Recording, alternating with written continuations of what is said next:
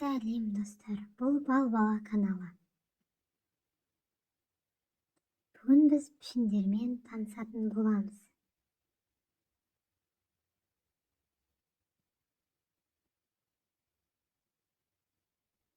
Төрт бұрыш,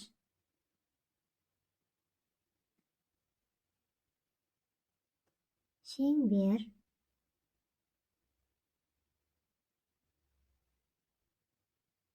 шаршы,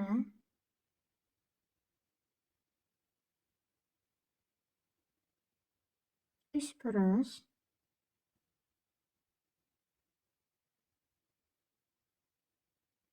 бес бұрыш, алты бұрыш,